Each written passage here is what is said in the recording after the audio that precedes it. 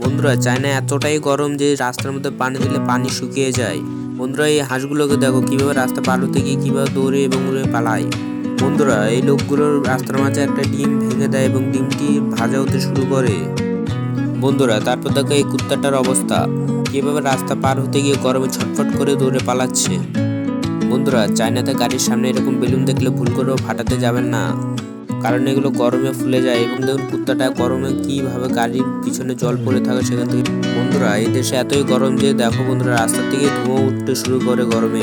তারপরে এই লোকটিকে দেখো যেখানে রাস্তা থেকে স্লিপার পরে বেরোতে তার জুতো গলে গেছিল। এবং দেখো বন্ধুরা রাস্তা দিয়ে একটা ডাস্টবিন সেটাও গলে পড়ে গেছে।